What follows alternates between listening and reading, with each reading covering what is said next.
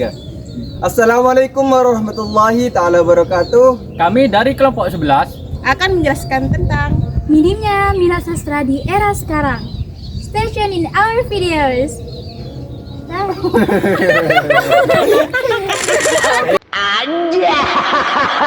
Iya, kiri kanan.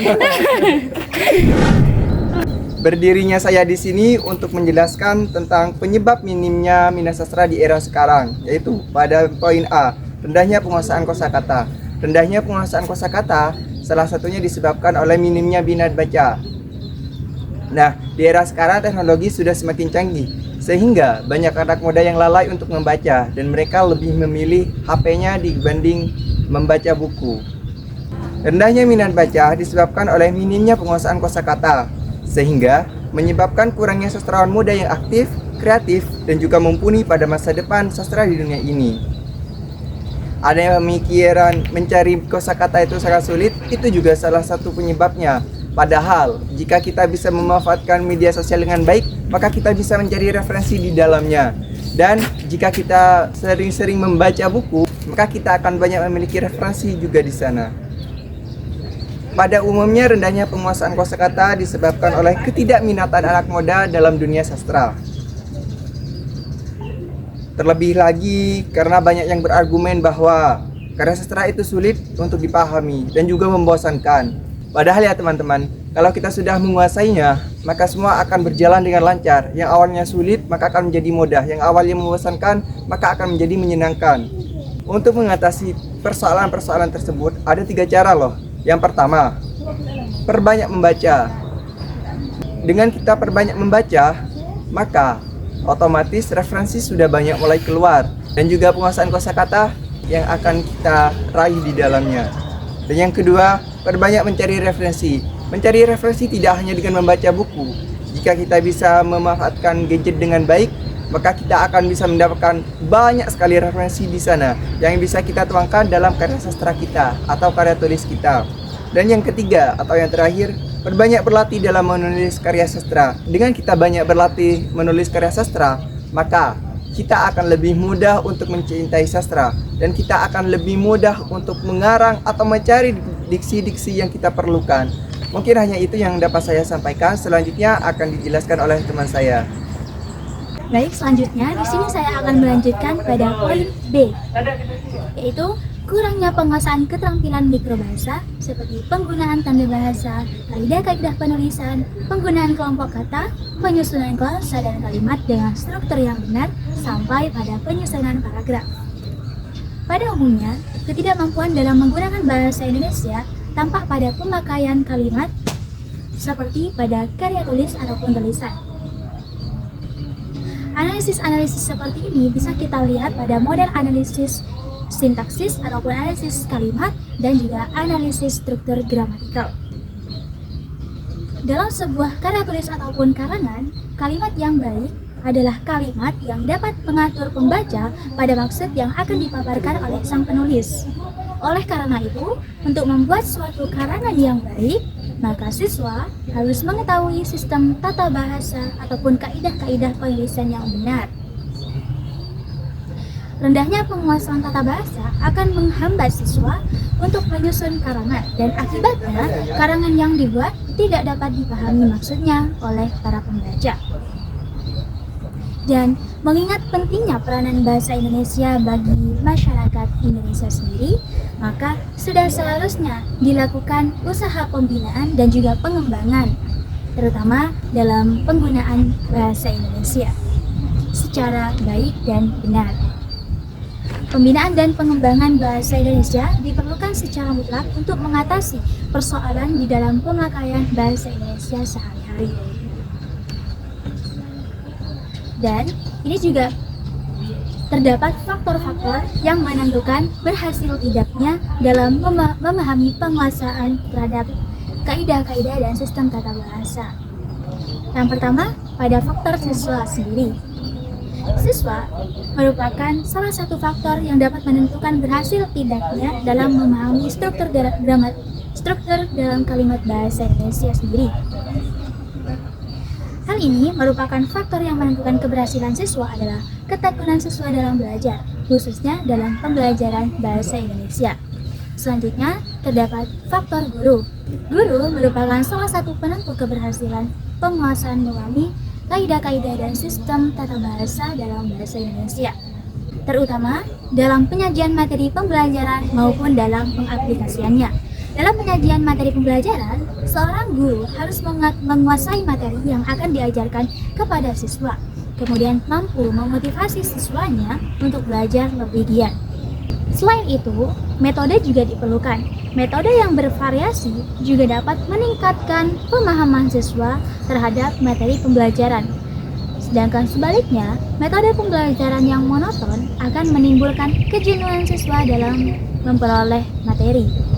Jadi, keberhasilan pengajaran ditentukan oleh pendidik dalam memperhatikan aspek-aspek pengajaran serta penggunaan metode mengajar secara tepat.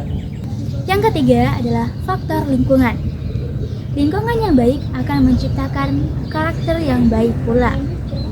Maka, lingkungan adalah salah satu faktor penentu berhasil tidaknya memahami kaidah-kaidah ataupun sistem tata bahasa yang diajarkan bahasa Indonesia dalam kehidupan sehari-hari. Seperti kita berkomunikasi, maka lingkungan adalah penentu bagaimana kita menyampaikan kalimat, bagaimana kita berkomunikasi dengan seseorang, karena dengan lingkungan kita bisa mendengar, kita bisa memahami, kita bisa menyimak apa yang terjadi di lingkungan. Dengan begitu, lingkungan yang baik akan mempengaruhi bagaimana kaidah-kaidah bahasa sesuai dengan kondisi dan situasinya. Demikianlah penjelasan yang dapat saya sampaikan. Selanjutnya akan dilanjutkan oleh rekan saya. Baik, pada kesempatan kali ini saya akan menjelaskan tentang metode pembelajaran menulis yang kurang tepat. Pembelajaran menulis merupakan rangkaian kegiatan yang dilakukan peserta didik sehingga terampil menulis. Kemampuan menulis dapat dikembangkan berdasarkan pengalaman. Pengalaman yang diperoleh melalui pengalaman seperti mendengarkan, berbicara, dan membaca dapat divisualisasikan dengan bahasa tulis. Namun, pembelajaran menulis ini harus menggunakan metode yang tepat. Metode pembelajaran menulis yang kurang tepat dapat berdampak negatif pada kemampuan menulis seseorang. Beberapa metode yang kurang tepat antara lain: 1. Metode copy paste. Metode ini melibatkan mengambil teks dari sumber lain dan menyalinnya secara langsung tanpa pemahaman atau pengembangan ide sendiri. Hal ini dapat menghambat kreativitas dan kemampuan berpikir mandiri. Yang kedua, kurangnya praktik menulis. Jika kurang latihan dan praktik menulis yang terstruktur, kemampuan menulis seseorang tidak akan berkembang dengan baik. Praktik reguler dan latihan menulis merupakan kunci untuk meningkatkan kemampuan menulis. Yang ketiga, kurangnya pemahaman teks asli. Jika seseorang hanya mengandalkan ringkasan atau kutipan dari teks asli tanpa benar-benar memahami konteks dan pesan yang ingin disampaikan, maka tulisannya akan kehilangan substansi dan keaslian. Yang keempat, tidak menggunakan sumber referensi terpercaya. Menggunakan sumber referensi yang tidak terpercaya dapat mengakibatkan penulisan yang tidak akurat atau tidak berdasarkan fakta. Oleh karena itu, penting untuk menggunakan sumber referensi terpercaya dan diverifikasi. Yang kelima, tidak memberikan umpan balik yang konstruktif. Penting bagi guru atau pembimbing untuk memberikan umpan balik yang konstruktif kepada siswa dalam proses pembelajaran menulis.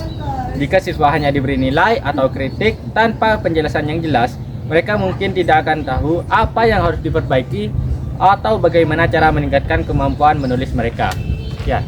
Di sini saya akan menjelaskan tentang keterbatasan media pembelajaran menulis yang efektif dan yang mengatasi keterbatasan media pembelajaran menulis yang efektif. Berikut adalah beberapa contoh keterbatasan yang mungkin dihadapi. 1. Kurangnya penggunaan media alat pembelajaran di kelas. Contohnya, guru seringkali tidak membawa media alat pembelajaran saat mengajar yang dapat membatasi efektivitas pembelajaran menulis. 2. Keterbatasan media pembelajaran yang menarik pada pembelajaran bahasa Bali. Dalam pembelajaran bahasa Bali, terdapat keterbatasan dalam media pembelajaran yang menarik yang dapat mempengaruhi efektivitas pembelajaran menulis. 3. Keterbatasan media pembelajaran menulis narasi efektif. Guru mungkin menghadapi kendala dalam menentukan media pembelajaran yang efektif untuk pembelajaran menulis narasi.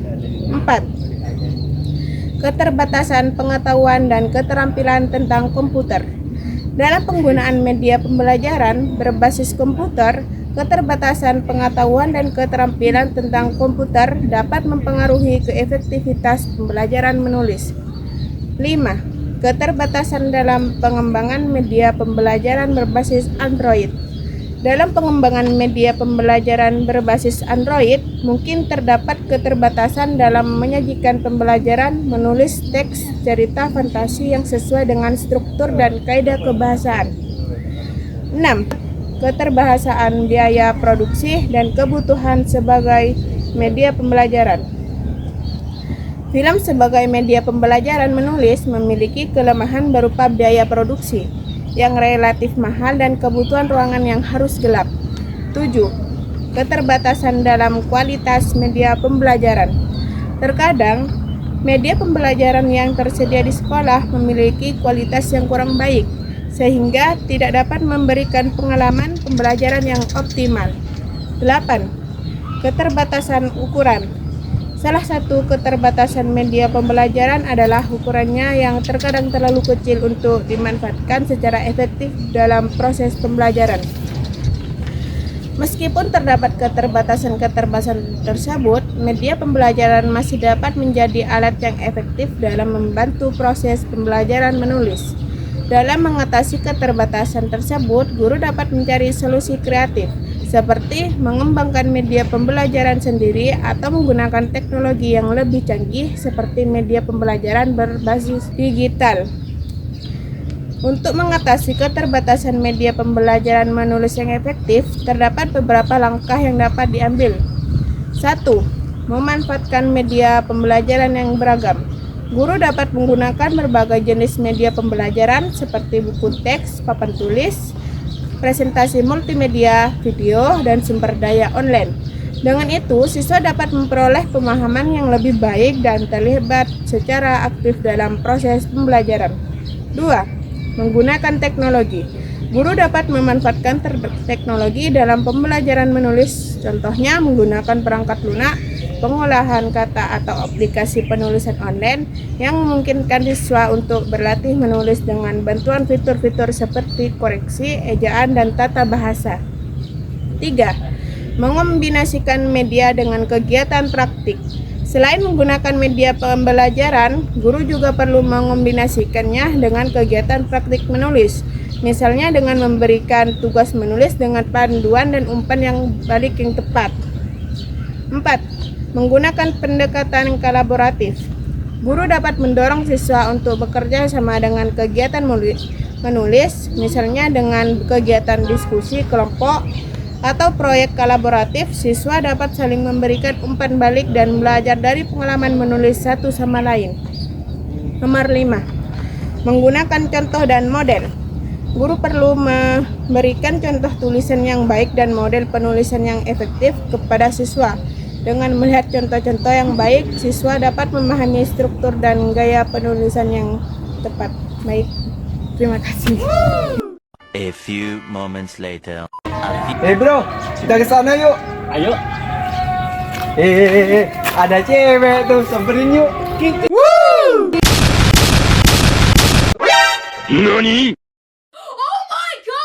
Samperin yuk. Kalian lagi ngapain? Jalannya lagi banyak. Lu lagi ngapain? Woi, lu lagi ngapain? Allah, ini yang bisa menyebabkan sastra di dunia ini tidak berkembang pesat. Belajar sastra yuk. Ayo. Ayo. Sastra. Iya.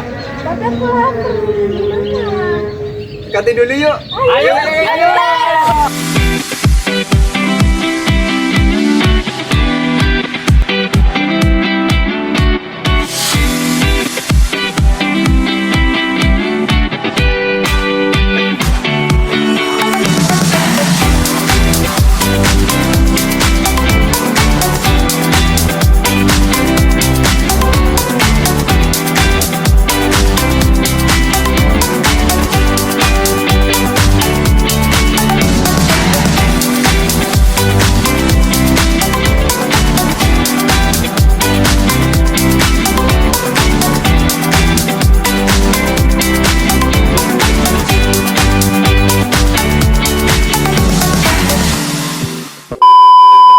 guys, di sini kami akan mendiskusikan tentang pertanyaan-pertanyaan yang sudah kami dapati.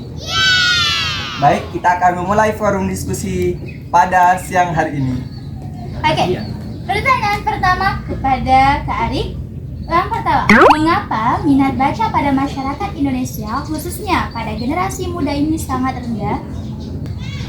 Menurut aku nih ya, sesuai dengan yang sudah aku jelaskan tadi, minimnya minat baca salah satunya disebabkan oleh maraknya teknologi yang makin canggih. Nah, jadi anak muda sekarang itu sudah kecanduan yang namanya HP atau gawai, sehingga minat baca sudah terabaikan. Mungkin hanya itu yang dapat saya sampaikan gitu ya. Nah, untuk yang selanjutnya, mengapa kritik sastra di perkembangan Indonesia ini sangat penting, Kak Arik? Menurut saya nih, bukan hanya sastra yang perlu dikritik, tapi kita sebagai manusia harus perlu yang namanya kritik. Kalau tidak ada kritikan, bagaimana cara kita bisa membenahi diri?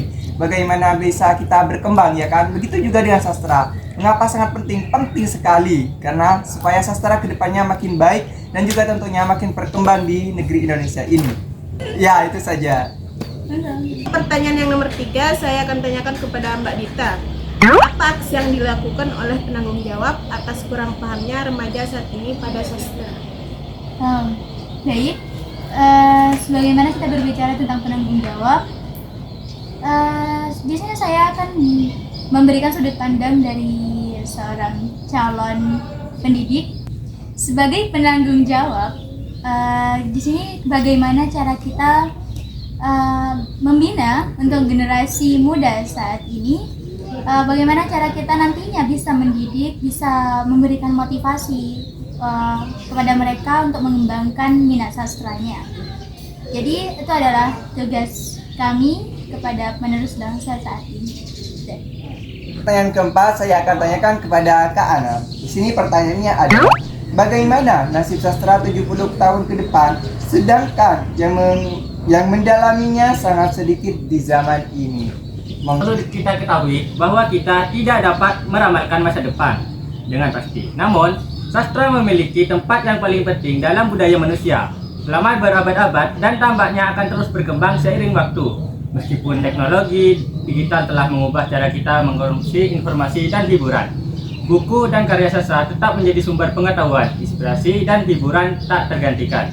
Dalam era digital ini, sastra juga mengalami perubahan dan penyesuaian. Banyak penulis dan penerbit menggunakan platform online untuk mempublikasikan karya mereka, peningkatan dalam audiobook dan e-book. Namun, buku fisik masih memiliki daya tariknya sendiri bagi banyak orang. Selain itu, sastra juga terus berevolusi dan mencerminkan perubahan sosial, budaya, dan politik di masyarakat.